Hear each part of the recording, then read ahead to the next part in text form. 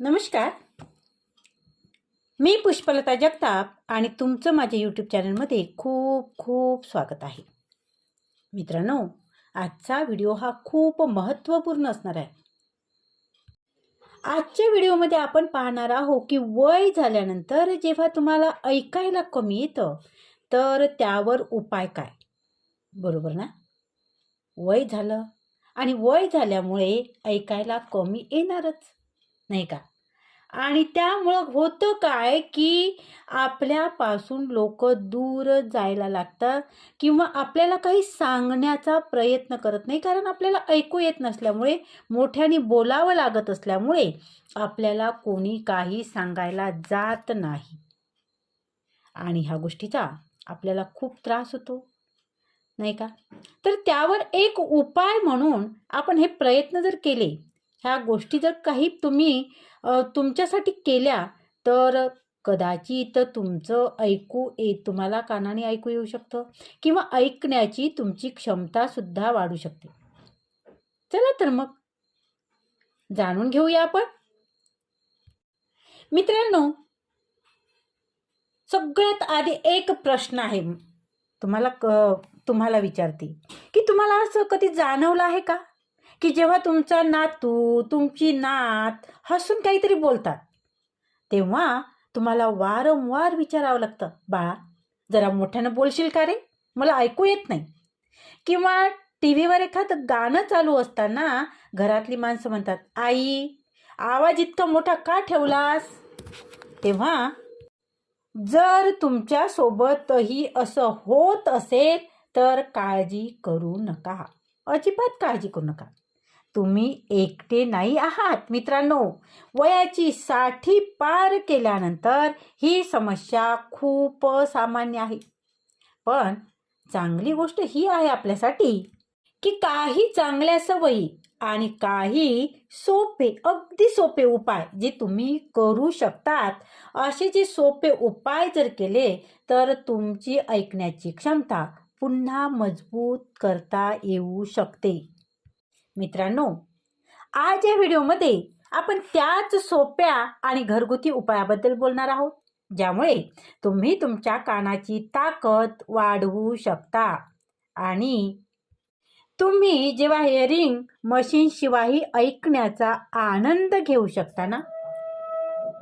तर बघा, ह्या काही सोप्या गोष्टी आहेत, त्या सोप्या गोष्टी आपल्याला करायच्या आहे आणि ऐकण्याचा आनंद आपल्याला घ्यायचा आहे. आणि म्हणूनच मित्रांनो, माझी विनंती ही असेल की तुम्ही व्हिडिओ शेवटपर्यंत नक्की बघा, कारण मी तुमच्यासोबत शेअर करणार असलेल्या गोष्टी तुमच्या जीवनाचा दर्जा बदलवू शकतात. आणि हो, तुम्ही हा व्हिडिओ कोणत्या शहरात पाहत आहात किंवा कोणत्या खेड्यातून पाहत आहात, कुठून पाहत आहात, ते तुम्ही कमेंटद्वारे मला नक्की कळवा. आणि मित्रांनो, मला हे जाणून खूप आनंद होईल की भारताच्या कोणत्या कोणत्या कोपऱ्यातून आपले ज्येष्ठ मित्र माझ्यासोबत जोडलेले आहात. चला मित्रांनो, आपण व्हिडिओला सुरुवात करूया. तर मित्रांनो, कान फक्त ऐकण्यासाठीच नाहीत बरं, ते आपल्या हृदयाच्या खूप जवळ असतात. नातवंडाचं हसणं, जुन्या गाण्याची धून किंवा मंदिराच्या घंटेचा आवाज, हे सगळं आपल्या आत्म्याला स्पर्श करून जातं की नाही. जेव्हा कमी ऐकू येऊ लागतं ना, तेव्हा असं वाटतं जणू काही जीवनाचे रंगच फिके पडले आहेत. पण विश्वास ठेवा, हे बदलता येऊ शकतं आणि त्यासाठी आपल्याला काही उपाय करावे लागतात.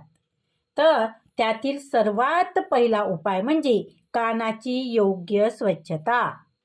आपल्या कानाची योग्य प्रकारे स्वच्छता राखणे. अनेकदा असं दिसून येतं की लोक कॉटन बड्सनी कान साफ करण्याचा प्रयत्न करतात, पण ही पद्धत कानासाठी हानिकारक आहे मित्रांनो. कॉटन बड्समुळे काय होतं की मळ आणखी आत जातो आणि कधी कधी कानाच्या नाजूक पडद्याला इजा सुद्धा होऊ शकते.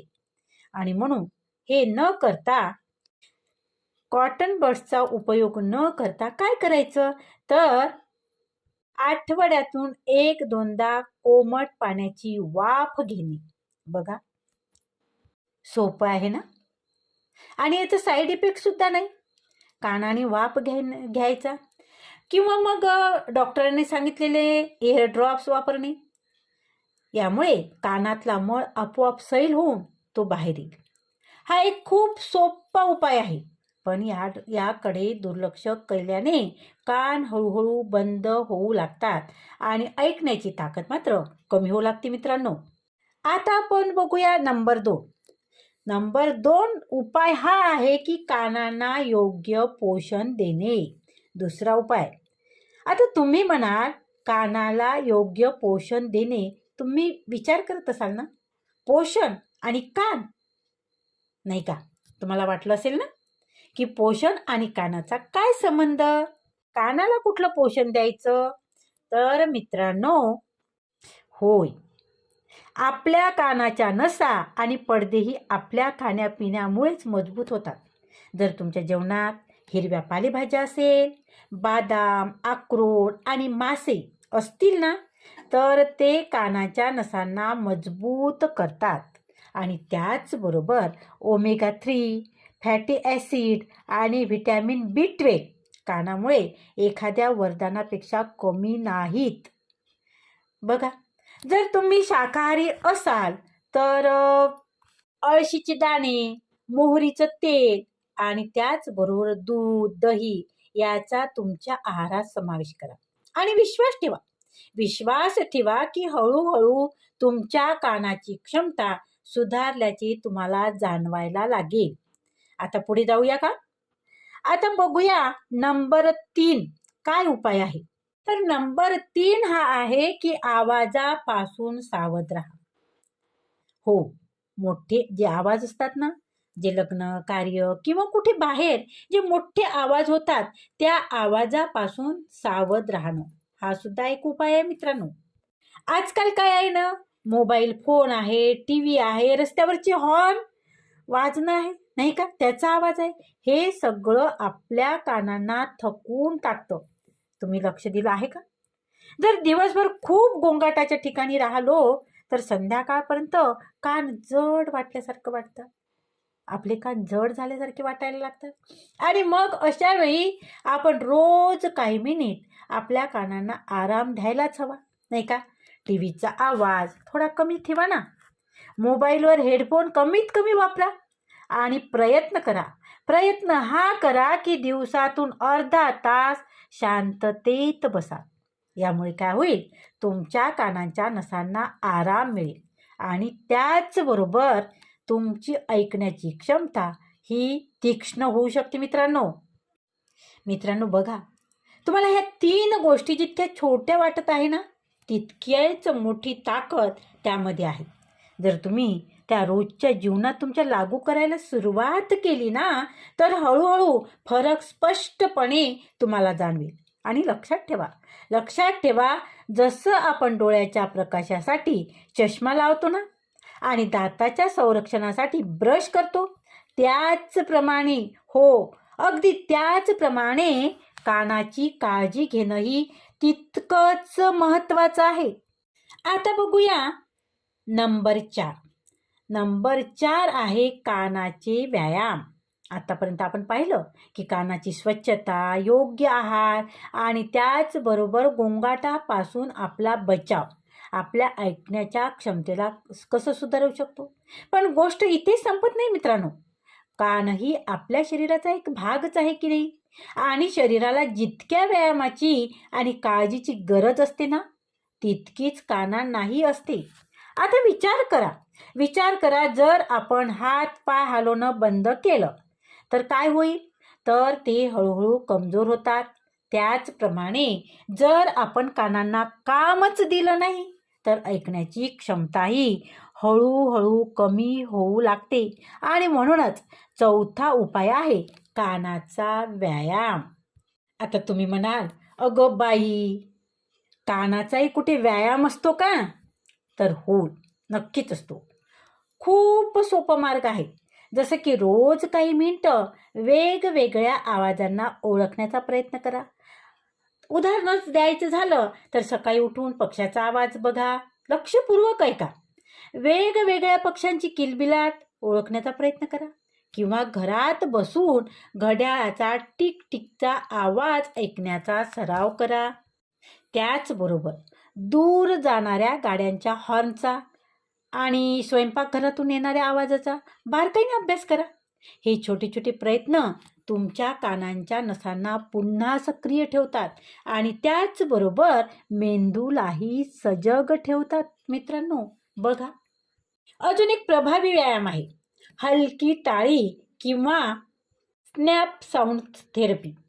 यात तुम्हाला तुमच्या कानाजवळ बोट वाजवायची आहे किंवा हलकी टाळी वाजवायची आहे आणि त्या आवाजाकडे तुम्हाला लक्ष द्यायचं आहे. हे शास्त्रज्ञांनी सिद्ध केलेलं आहे बरं. शास्त्रज्ञांनी हे सिद्ध केलेलं आहे की अशा प्रकारच्या हालचाली कान आणि मेंदू यांच्यातील समन्वय हा मजबूत करतात. बघा, प्रयत्न करा. प्रयत्न करायला काय हरकत आहे? आणि प्रयत्न करून मला सांगा, कमेंटद्वारे तुम्ही सांगा की काही आम्हाला फरक जाणवतो आहे. आता बघूया नंबर 5, तणावापासून दूर राहा. सगळ्यात महत्त्वाचं, अतिशय महत्त्वाचं 5वा उपाय हा सगळ्यात महत्त्वाचा आहे मित्रांनो. तणावापासून दूर राहणे.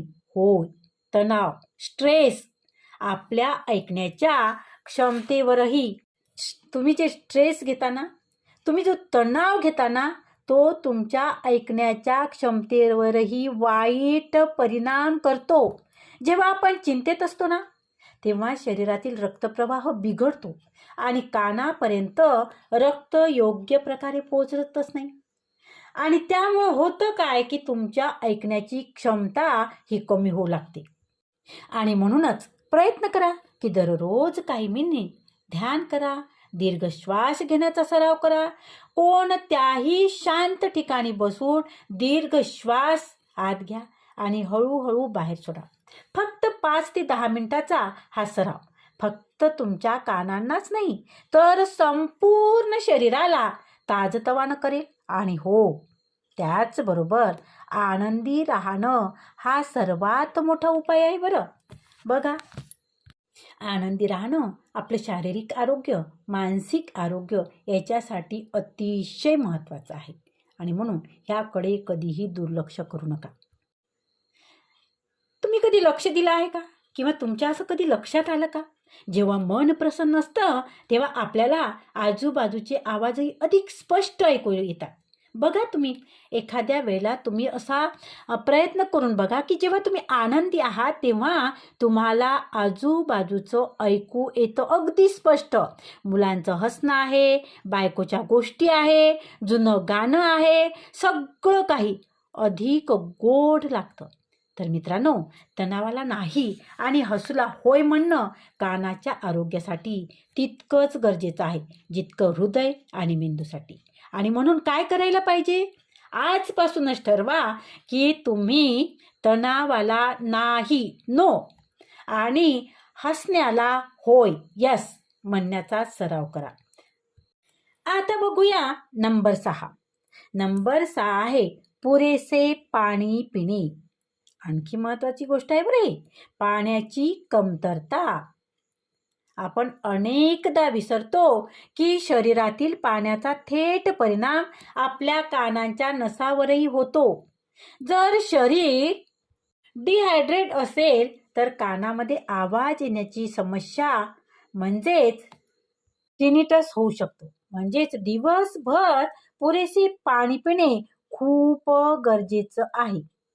मी वारंवार व्हिडिओमधून हेच तुम्हाला सांगते की वय झाल्यानंतर आपल्याला तहान लागत नाही, आपल्याला पाण्याची कमतरता जाणवत नाही. आपल्याला पाणी पाहिजे का हे आपलं शरीर आपल्याला पाणी मागत नाही.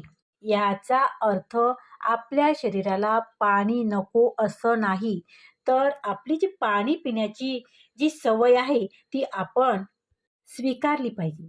पाणी पिणं हे खूप गरजेचं आहे आणि म्हणून पाणी आपल्या शरीरासाठी योग्य प्रमाणात पाणी प्यायलाच पाहिजे.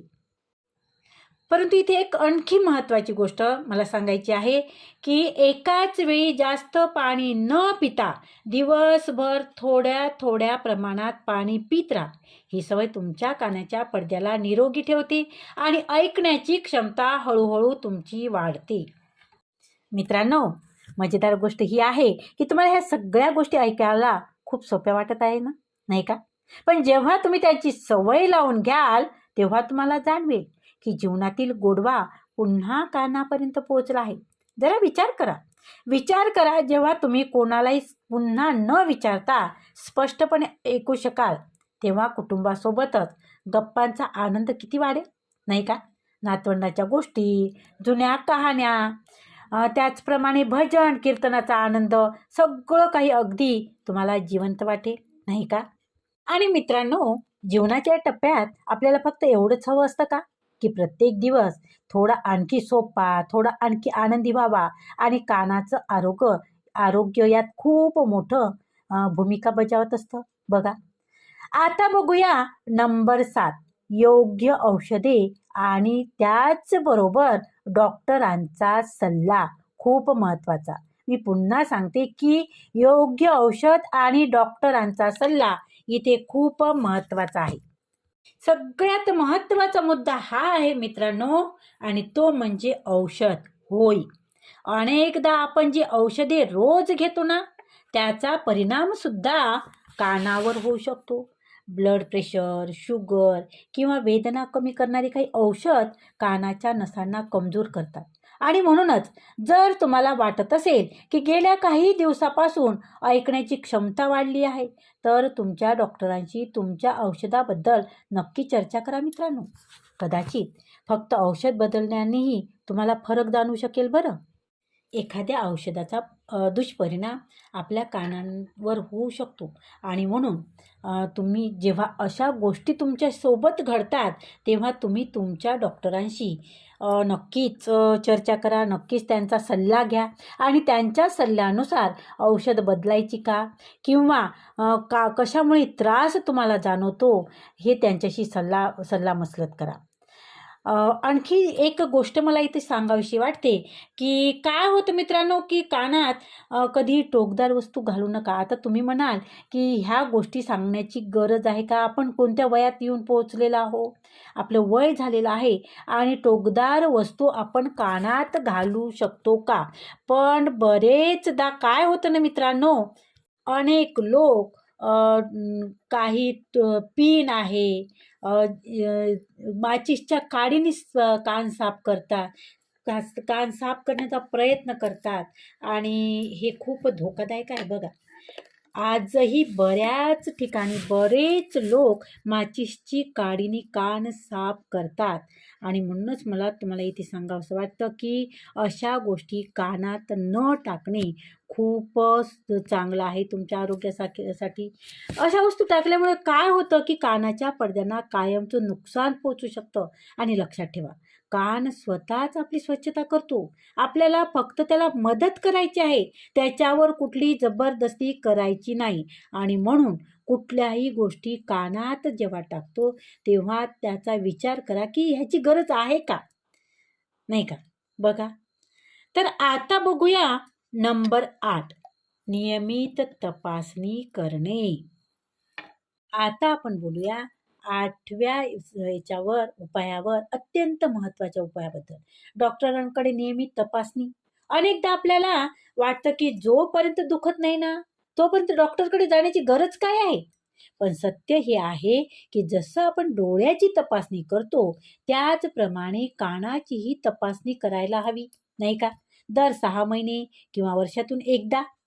ENT डॉक्टरांना दाखवल्याने आपण अनेक समस्येपासून आधीच आपण वाचू शकतो. कधीकधी कानातले साधे संक्रमणही ऐकण्याची क्षमता कमी करतं आणि वेळेवर उपचार मिळाला नाही तर ही समस्या कायमची होऊ शकते. ऐकू न येणं ही समस्या तुमच्यासाठी कायमची होऊ शकते आणि म्हणून वेळोवेळी आपल्या कानाची तपासणी करणं खूप गरजेचं आहे. आता बघूया नंबर 9. तर 9 नंबरचा उपाय आहे की योगा आणि प्राणायाम. तर योगा आणि प्राणायाम, तुम्ही कधी भ्रामरी प्राणायाम केला आहे का? यात आपण दीर्घ श्वास घेऊन भुंग्यासारखा गुणगुण्याचा आवाज करतो. हा सराव कानाच्या नसामधून कंपन निर्माण करतो आणि ऐकण्याची क्षमता मजबूत बनवतो. रोज फक्त 5 मिनिट हा व्यायाम केल्यामुळं काय होतं की तुम्हाला तुमचाच फरक दिसून येईल. त्याचबरोबर अनुलोम विलोम आणि कपालभाती देखील रक्तप्रवाह वाढवून कानापर्यंत ऊर्जा पोहोचवतात. आणि चांगली गोष्ट ही आहे की योगासने शरीर आणि मन दोन्हीलाही ताजंतवानं करतात, नाही का? तर बघा, प्रयत्न करा, करायला काय हरकत आहे, नाही का? आता बघूया नंबर 10, सकारात्मक वातावरण. मित्रांनो, हा उपाय आहे सकारात्मक वातावरण. तुम्ही विचार करत असाल की याचा कानाशी काय संबंध आहे बाई? पण विश्वास ठेवा, आपल्या कानांना ऐकण्याचा आनंद तेव्हाच मिळतो जेव्हा आपण चांगले आवाज ऐकतो. सकाळचे भजन, मुलांचं हसणं, जुने रेडिओची गाणे, पक्ष्यांची गाणे, हे सगळं आपल्या जीवनात गोडवा भरतं की नाही? जर तुम्ही तुमच्या दिवसाची सुरुवात अशा आवाजाने जर केली तर मेंदूलाही शांती मिळेल आणि कानालाही सक्रिय राहतील, नाही का? कानही सक्रिय राहतील. आणि म्हणूनच प्रयत्न करा की दिवसाची सुरुवात मंदिराच्या घंटेने किंवा गायत्री मंत्राने होईल, मोबाईलच्या मोठ्या बीपने नाही, नाही का? तर आपल्याला आनंद घ्यायचा आहे, ऐकण्याचा आनंद घ्यायचा आहे. आणि काय होतं मित्रांनो, आपल्याला ऐकू येत नसल्यामुळे आपल्या जवळचे जे लोक आहेत ते लांब जायला लागतात. आपल्याला काही महत्त्वाच्या गोष्टी सांगायला ते सांगत नाही किंवा ते कंटाळा करतात की जाऊ दे, ऐकू येत नाही ना, मग सोडून द्या. तर अशा प्रकारे आपल्याबाबत घडू नये म्हणून आपल्या कानाची काळजी घेणं हे आपल्यासाठी खूप गरजेचं आहे. आता जाता जाता थोडं महत्त्वाचं बोलूया का? विचार करा. जेव्हा तुम्ही कोणत्याही अडचणीशिवाय तुमच्या मुलांचे बोलणे ऐकू शकाल, जेव्हा महत्त्वाची कविता स्पष्टपणे ऐकू शकाल, किंवा जेव्हा रेडिओवरची जुनी गाणी कानांना तशीच गोड लागतील जशी तारुण्यात लागत होती, तेव्हा जीवन किती सुंदर वाटलं, नाही का? ऐकण्याची क्षमता फक्त आवाज ऐकण्यापुरतं मर्यादित नाही आहे मित्रांनो. ती आपल्याला नात्याशी जोडतं, कुटुंबाशी जोडतं आणि सर्वात जास्त ती आपल्याला आपल्या आठवणीशी जोडतं. तर मित्रांनो, आत्तापर्यंत आपण जे उपाय पाहिले ना, कानाच्या स्वच्छतेचा योग्य मार्ग, पौष्टिक आहार, गोंगाटापासून बचाव, कानाचा व्यायाम, तणावापासून दूर राहणे, त्याचबरोबर पुरेसं पाणी पिणे, योग्य औषधाची ओळख, डॉक्टरकडे तपासणी, योग्य प्राणायाम आणि सकारात्मक वातावरण, हे सगळं मिळून तुमची ऐकण्याची शक्ती हळूहळू तुमची सुधारू शकते. आणि लक्षात ठेवा, वय कधीही अडचण नसते मित्रांनो. मग ते 60 वर्ष असो किंवा 70 वर्ष असो. जर आपण ठरवलं तर आपण छोट्या छोट्या बदलांनी आपलं जीवन आणखी आनंदी बनवू शकतो. तर आजपासूनच ठरवा की तुम्ही तुमच्या कानाची काळजी कशी घ्याल, जशी तुम्ही हृदय आणि डोळ्याची घेताना त्याचप्रमाणे. आणि हो, मला विश्वास आहे मित्रांनो की जर तुम्ही ह्या सवयी अंगीकारल्या तर येणाऱ्या दिवसात तुम्हाला जाणवेल की जीवनातील प्रत्येक धून, प्रत्येक आवाज आणि प्रत्येक संभाषण आता आधीपेक्षा अधिक स्पष्ट ऐकू येत आहे. लक्षात ठेवा, आनंदी राहणं, हसणं आणि प्रेमाने जगणं हेच तर खरं औषध आहे, नाही का? आणि हो मित्रांनो, सगळ्यात महत्त्वाचं, जर तुम्हाला ही माहिती महत्त्वाची वाटत असेल ना, तर कृपया व्हिडिओला लाईक करा. त्याचबरोबर हा व्हिडिओ तुम्ही तुमच्या कुटुंबासोबत, मित्रमैत्रिणींसोबत शेअर करा. आणि हो, चॅनलला सबस्क्राईब करायला विसरू नका मित्रांनो, जेणेकरून तुम्हाला असेच आणखी उपयोगी व्हिडिओ मिळत राहतील. आणि मला कमेंटमध्ये नक्की सांगा की तुम्ही कोणत्या शहरात राहता, कोणत्या खेड्यात राहता, कोणत्या भागातून तुम्ही व्हिडिओ पाहत आहात आणि कोणता उपाय तुम्हाला सर्वात जास्त आवडला आहे.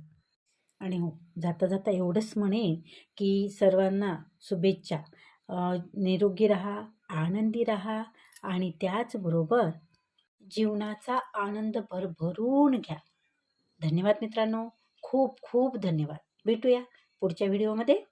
तोपर्यंत आनंदी राहा.